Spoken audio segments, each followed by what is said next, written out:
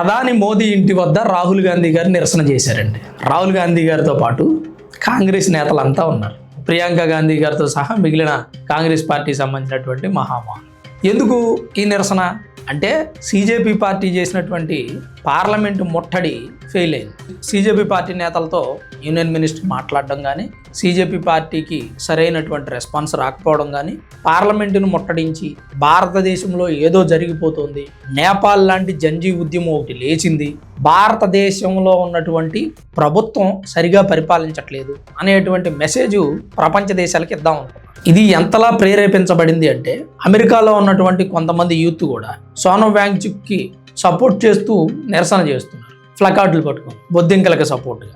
అంటే ఎంత ఇన్ఫ్లుయెన్స్ చేశారో ఒకసారి ఆలోచించండి. నేను నిన్న ఒక వీడియోలో చెప్పాను, వీళ్ళు ఒక వాట్సాప్ టెలిగ్రామ్ గ్రూపుల ద్వారా విదేశాల్లో ఉన్నటువంటి విద్యార్థులను కూడా ఇందులో కలిపేసుకునేటువంటి ప్రయత్నం చేశారు. వాళ్ళ మైండ్ సెట్ కూడా మార్చి లెఫ్ట్ వింగ్ ఐడియాలజీ కలిగినటువంటి వ్యక్తులు ఆటోమేటిక్గా స్టూడెంట్స్ అంటే స్టూడెంట్ యూనియన్లో ఉన్నప్పుడు ఎస్ఎఫ్ఐ అనో, ఏఐఎస్ఏ అనో, ఏఐఎస్ఎఫ్ అనో ఏదో ఒక యూనియన్లో భాగమై ఉంటారు. స్టూడెంట్స్ అంతా కూడా ఈ లీడర్లు చెప్పిన మాటలు వింటారు. అట్లా సీజేపీ ప్రొటెస్ట్ జరిగింది. ఆ సీజేపీ ప్రొటెస్టు బలమైనటువంటి రిజల్ట్ ఇవ్వలేదనే ఉద్దేశంతో రాహుల్ గాంధీ గారు రంగంలోకి దిగారు. ఇప్పటిదాకా ఈ సీజేపీ ముసుగులో ఉన్నటువంటి రాహుల్ గాంధీ గారు కాంగ్రెస్ పార్టీ ఇప్పుడు నేరుగా దిగిపోయింది. ఇంకో విషయం ఏంటంటే కేంద్ర ప్రభుత్వం సరే ఏం చేస్తారో చేయని చూద్దాం, ఏం జరుగుద్దో వెయిట్ చేసి చూద్దాం.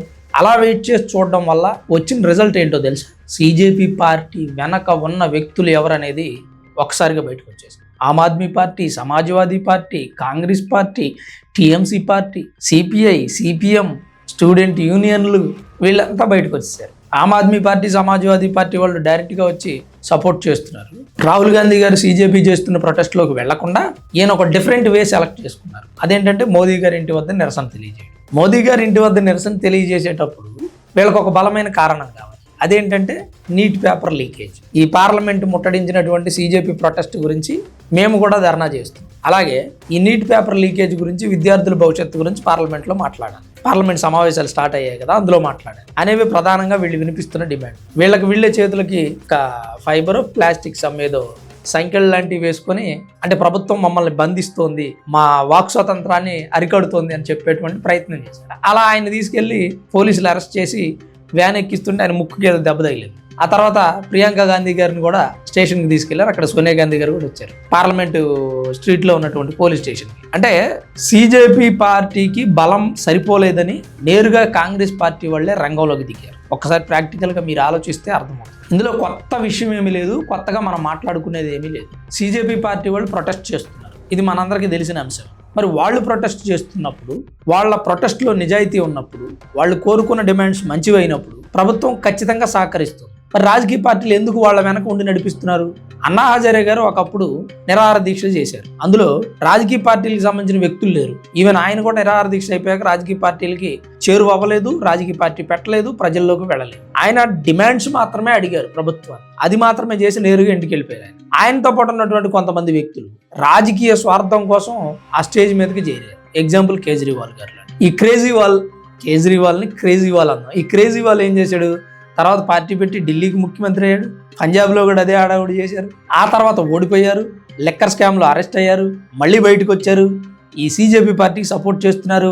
ఈవెన్ సీజేపీ పార్టీ వ్యవస్థాపకుడు కూడా క్రేజీకి అనుచరుడే, క్రేజీ భక్తుడు. ఈ క్రేజీ భక్తుడే బయటకు వచ్చి ఒక సీజేపీ పార్టీ అనే ఇన్స్టా మీమ్ పేజ్ని ఓపెన్ చేశాడు. ఫాలోమని కొంతమంది లెఫ్ట్ వింగ్ ఐడియాలజీ అండ్ అలాగే బీజేపీ పార్టీకి అగైనిస్ట్గా ఉన్న పార్టీల కార్యకర్తలు, నేతలు అందరూ కూడా అందులో జాయిన్ అయిపోయారు. వీటన్నిటికీ కొత్తగా మళ్ళీ సీజేపీ పార్టీ అని పెట్టి యువతని, విద్యార్థులను తప్పుదారి పట్టించడం ఎందుకు? ఇది ఒక కొత్త రాజకీయ పార్టీరా బాబు.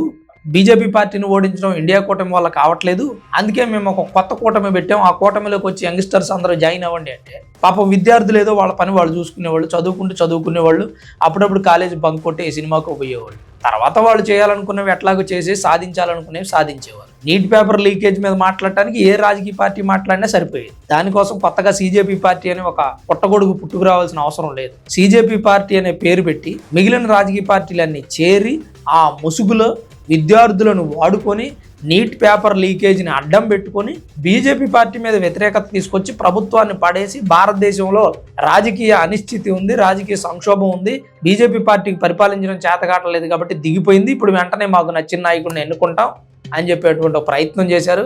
ఇది కంప్లీట్గా ఫెయిల్ అయిపోయింది. ప్రజలందరికీ కూడా ఈ సీజేపీ వెనకున్న ముఖాలు నేరుగా తెలిసిపోయాయి. వాళ్ళ మొహం మీద ఉన్నటువంటి ముసుగు తీసేస్తే అన్ని రాజకీయ పార్టీలు కనిపించాయి. అలా కనిపించిన తర్వాత ఈ ప్రొటెస్ట్ ఫెయిల్ అయింది. ప్రజలు బిలీవ్ చేయలేదని ఇప్పుడు రాహుల్ గాంధీ గారు మోదీ ఇంటి ముందు ప్రొటెస్ట్ చేయడం స్టార్ట్ చేశారు. ఆ ప్రొటెస్ట్ను కూడా పోలీసులు అడ్డుకున్నారు. మరి ఇది రాహుల్ గాంధీ గారు చేసినటువంటి ప్రొటెస్ట్. నాకైతే సీజేపీ పార్టీకి సపోర్ట్ ఇవ్వడానికి నేరుగా అక్కడికి వెళ్ళినా సరిపోయేది. మోదీ ఇంటి ముందుకు వచ్చి ప్రొటెస్ట్ చేయాల్సిన అవసరం లేదు అని అనిపించింది. మరి మీకేమనిపించింది? మీ అభిప్రాయం ఏంటి? తప్పకుండా కామెంట్ రూపంలో మాతో పంచుకోండి. వీడియో చూస్తున్న వాళ్ళు దయచేసి లైక్ చేయండి. Thanks for watching this video. This is Ram signing off Sanma studios.